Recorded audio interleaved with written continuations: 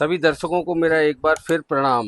आज मैं प्रणाम इसलिए कर रहा हूँ कि मेरे साथ हैं काशी श्री नागेंद्र जी महाराज। सावन का महीना बहुत शुद्ध माना जाता है, बहुत पवित्र माना जाता है सनातन संस्कृति में। महाराज जी, आपका IYS टीवी में बहुत बहुत स्वागत है। आपने हमको समय दिया। सबसे पहले मैं आपको से चाहूँगा कि कोई एक मंत्र से शुरुआत की जाए इस इंटरव्यू की या इस पॉडकास्ट की।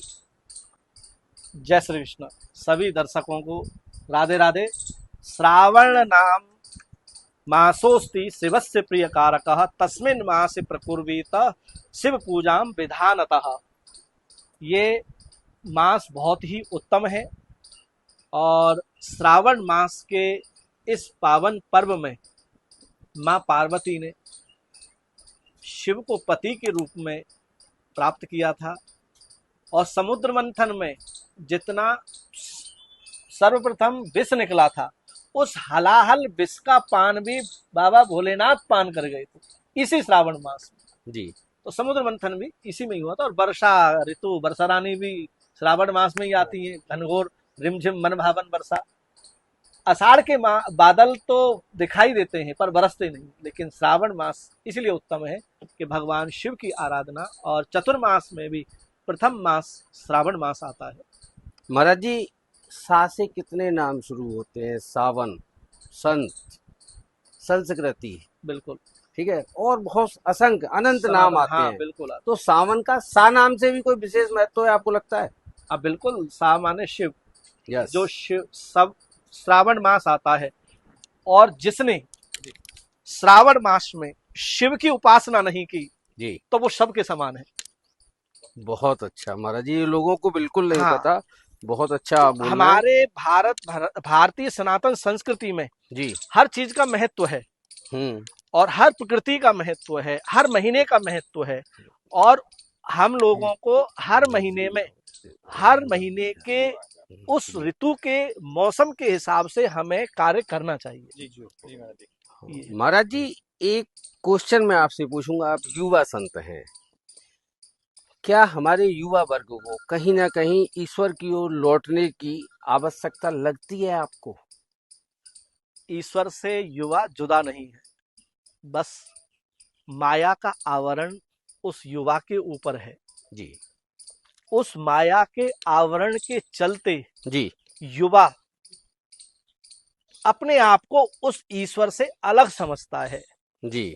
ना, युवा उस ईश्वर से अलग है क्योंकि वह ईश्वरः सर्वभूतानां हृदयेर्जुन तिष्ठति। ईश्वर सबके हृदय में है और विराजमान है। जी। माया क्या है? माया का आवरण क्या है? तो माया का आवरण है चकाचौंध, जिससे कि नशा है जी। और बड़े बड़े ऐशो आराम, शानो शौकत, मोबाइल, इलेक्ट्रिकल, ये सब चीजें हैं। इनकी वजह से जो युवा है वो परमात्मा की तरफ अपना ध्यान केंद्रित नहीं कर पा रहा है। महाराज जी, आपको लगता है एक सफलता की दौड़ में कहीं ना कहीं हम अपना अस्तित्व खोते जा रहे हैं? एक मंदिर के सामने, एक प्राचीन शिव मंदिर के सामने आप खड़े हुए हो, आपको क्या लगता है? बिल्कुल, मैं बताना चाहता हूं, आज बड़े होने के लिए सभी लोग इतने आगे बढ़ते जा रहे हैं कि अपनी पहचान और हम किस लिए यहाँ आए उसको खोते जा रहे हैं। एक मैं कथानक आपको यहाँ बताता हूँ। परमात्मा ने जब सृष्टि की रचना की थी तो पशु पक्षी सब जीव जंतुओं को बनाया। जी। जब मनुष्य को बनाया तो परमात्मा भयभीत हो गए। ब्रह्मा जी ने पूछा, क्या बात है प्रभु, आप इतने भयभीत से क्यों लग रहे हैं? बोले, मनुष्य को जो बनाया है ना मैंने, ये इस तरह का बन गया मुझसे कि ये मुझे भी नहीं छोड़ेगा। ये मुझे भी नहीं छोड़ेगा। बहुत अच्छा। तो मैं क्या करूं, कहाँ जाऊंगा इससे बचने के लिए? तो ब्रह्मा जी ने कहा, चांद तारों पे चले जाओ, हिमालय पे चले जाओ। बोले, वहां भी आ जाएगा, चंद्रमा पे भी आ जाएगा, अंतरिक्ष में हम पहुंच ही गए। तो फिर इनसे बचने के लिए मैं कहाँ जाऊं? तो ब्रह्मा जी ने कहा, एक स्थान है। बोले, कौन सा? बोले, इस मनुष्य के अंदर हृदय में घुस जाओ। ये चकाचौंध में इतना पागल हो जाएगा कि चारों तरफ भागेगा। जी। हाय पैसा, हाय बिल्डिंग, हाय कोठी बंगला कार, ये वो दुनियादारी इसमें लगा रहेगा। गलत काम भी करेगा उसको पाने के लिए, जी। लेकिन वो अपने अंदर ही बैठे परमात्मा को, उस ब्रह्म को नहीं देख पाएगा। बहुत अच्छा और महाराज। जिस दिन वो अपने अंदर झांक लेगा और दर्शन देख लेगा, तो फिर वो बाहर भटकेगा नहीं। बहुत अच्छा महाराज जी। क्या आपको लगता है धर्म एक भावना है या एक प्रचार है? आपको क्या लगता है? धर्म प्रचार की वस्तु नहीं है, धर्म आत्मा है, धर्म हमारा साधन है, धर्म हमारी क्रिया है। चलते उठते बैठते स्मरण करते और हम कोई भी क्रिया कर रहे हैं वो भी धर्म है। भगवान ने गीता में स्पष्ट कहा है, अर्जुन मामस मर युद्ध च। केवल तू अगर पूजा ही पूजा करेगा, जप ही जप करेगा, तो भी तेरी हार निश्चित है, जी। तो भी तेरी हार निश्चित है। जी। और यदि तू धर्म के अलावा कर्म ही कर्म करेगा, हम्म। तो भी तेरी हार निश्चित है। हम्म। इसीलिए मामस मर युद्ध छ, मुझे भी याद रख और कर्म भी कर।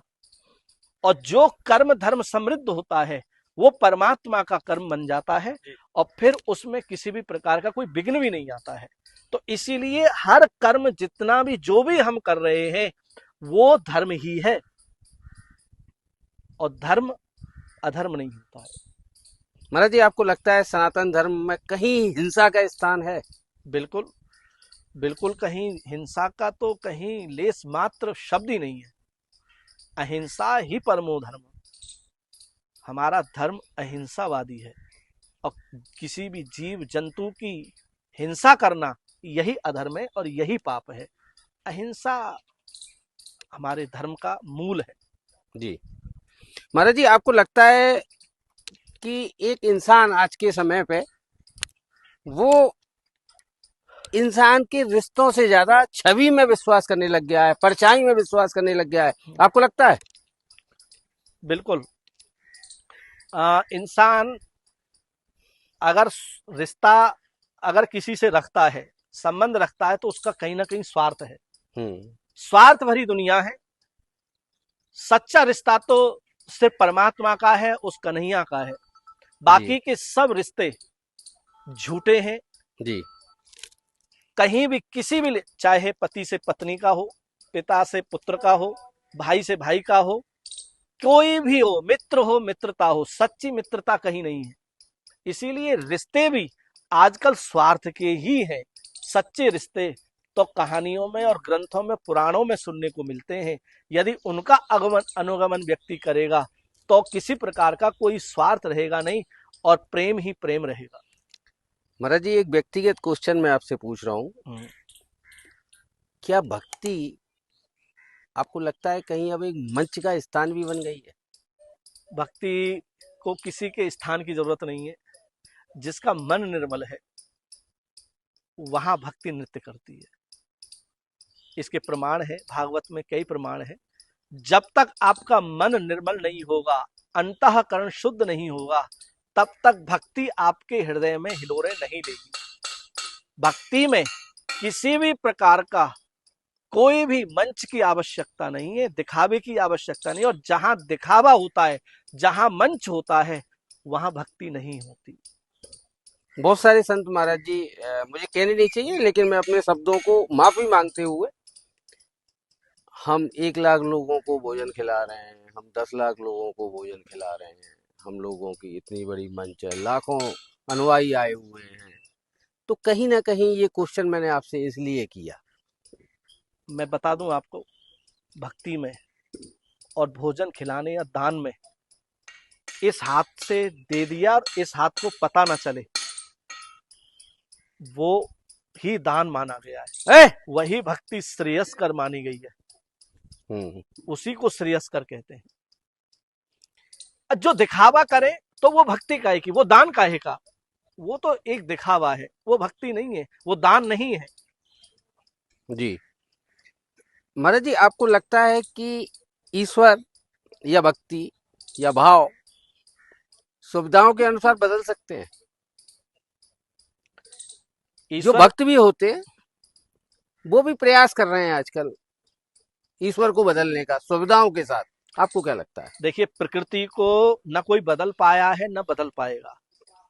प्रकृति अपना अस्तित्व अपना बना के रखती है, और जहां देखता है कि मनुष्य प्रकृति के साथ छेड़छाड़ कर रहा है, तो प्रकृति एक साथ सबको दंडित करती है। प्रकृति के साथ छेड़छाड़ न कोई कर पाया है और न कर सका है। इसीलिए जब प्रकृति के साथ जब जब छेड़छाड़ होती है, तब तब प्रलय आती है, जी। गर्मी भी ज्यादा पड़ती है, कई प्रकार की आपदाएं आती हैं जब जब हम्म। लोग प्रकृति के साथ छेड़छाड़ करते हैं। महाराज जी, क्योंकि आपने कष्ट की बात करी, प्रकृति को छेड़ने की बात करी, तो एक क्वेश्चन मेरे दिमाग में फिर आया। सच्चा साधक कौन है? जो बोलता है वो, या जो सहता है वो? सच्चा साधक कौन है? भक्ति में सहना और बोलना, इन दोनों में आपको कौन ज्यादा नजदीक लगता है ईश्वर के? भक्ति में वही साधक उत्तम माना गया है जो मौन रहता है, जो मौन रह करके और अपनी सहन करके साधना करता है, और जिसके अंदर सहनशीलता नहीं है तो वो साधक नहीं है। लेकिन मौन वहीं तक सीमित है जब तक आप सहन करो करो, जब सहन की एक सीमा पार हो जाए जी। तो वहां आपका मौन तोड़ना बोलना अत्यंत आवश्यक है। जैसे कि जड़ भरत जी ने तीसरा जन्म लिया था, और रघुगण को उपदेश देने के लिए उनको बोलना पड़ा। 40 वसंत उनके पूरे हो गए थे, रघुगण जी नहीं बोले, लेकिन रघुगण को उपदेश देने के लिए जी। हमारे जड़ भरत जी को बोलना पड़ा, इसलिए कि आज यदि मैं नहीं बोला तो ये राजा मूर्ख का मूर्ख रह जाएगा। इसीलिए यहाँ बोलना अत्यंत आवश्यक है। जब मौका आए तब साधक को बोलना चाहिए, उपदेश देना चाहिए। महाराज जी, एक और मैं प्रश्न आपसे लूंगा। क्या आपको ऐसा लगता है, आपके बहुत सारे अनुयायी हैं, कि लोगों को कष्ट में ही भगवान याद आता है? या कितने अनुयायी आपके ऐसे हैं जिनको आपको लगता है नहीं यार, ये निस्वार्थ भाव से आते हैं? मैं आपके चैनल के माध्यम से एक बात बताना चाहूंगा। जो व्यक्ति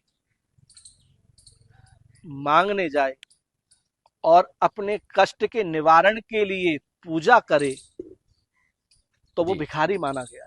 जी। वो पूजा नहीं है, उसको पूजा नहीं कहेंगे। पूजा तो निस्वार्थ भाव से होनी चाहिए, निष्काम पूजा होनी चाहिए। जी। अरे भगवान ने हमें जन्म दिया है, परमात्मा ने इस पृथ्वी पर हमको लेकर आए हैं, तो वो हमें सब धर्म अर्थ काम मोक्ष सबकी पूर्ति करेंगे। वो मांगना क्या परमात्मा से? परमात्मा से तो परमात्मा को मांगो, दुख अपने आप दूर हो जाएंगे। सुख में सुमिरन सब करें, दुख में सुमिरन सब करें, सुख में करहि न कोई, और सुख में सुमिरन करें तो दुख काहे को होई। तो सुख में परमात्मा को याद करें। महाराज जी, अंत में मैं एक क्वेश्चन और लूंगा, ये अंतिम क्वेश्चन है। ये जो फूल खिल रहे हैं इसके पौधे के, आप देखिए जी, तो अगर इस पे आप महाराज जी प्लीज अगर हाथ लगाएं आप इस पौधे पे, तो ये फूल हमको प्रकृति ने दिया है। हाँ बिल्कुल। और संत एक हमारे समाज में एक ऐसा बहुमूल्य रत्न है हमारे लिए, जो पब्लिक को इतना देते हैं, पब्लिक उसको समझ ही नहीं पा रही। बिल्कुल। संत जो दे रहे हैं वो जीवन जीने की शैली भी दे रहे हैं, वो आपको कहाँ चलना है ये सिखा रहे हैं, आपको किस समाज में रहना है ये सिखा रहे हैं। आदमी काहे के लिए करता है? सुख और शांति के लिए। बिल्कुल। तो महाराज जी, संतों के लिए मैं एक बार कहूंगा कि संत जो दे रहे हैं उसको ना तो कोई खरीद सकता है, प्रकृति जो दे रही है उसको भी कोई नहीं खरीद सकता। इस पर आप क्या कहेंगे? प्रकृति पर्यावरण का हमें संरक्षण करना चाहिए, और पर्यावरण और प्रकृति का ही दूसरा रूप है संत। एक संत, उन संत की कृपा और उनकी छाया में, उनकी बगिया के हम फूल पेड़ हैं। तो जब हम वृक्षों पर, देखा ना, माली जब होता है ना तो पेड़ को गुदाई करता है, जी, जी। और उसमें वो खाद बीज भी डालता है जिससे कि कीटाणु न लगे। जी। उसी प्रकार से हमारे जीवन में कोई ना कोई विकार आ जाए या गलत रास्ते पर हम जाते हैं, तो संत अपने कर्म के द्वारा, अपनी शिक्षा के द्वारा, अपने आशीर्वाद से उसके विकारों को दूर करते हैं, हमारे विकारों को दूर करते जी हैं। जब वो पुष्प खिल जाता है, खुल जाता है और महकने लगता है उस व्यक्ति का जीवन और वो पुष्प, जी तो उसको उठा करके तोड़ के प्रभु, उस पुष्प को तोड़ के प्रभु 15। के चरणों में वो गुरु संत डाल देते हैं कि ये मेरी संसार बगिया का पुष्प है, बहुत अच्छा, इसका ध्यान रखना। बहुत अच्छा महाराज जी, आपने आज समय दिया, तहे दिल से प्रणाम, धन्यवाद आप लोगों का। जय श्री कृष्ण, राधे राधे।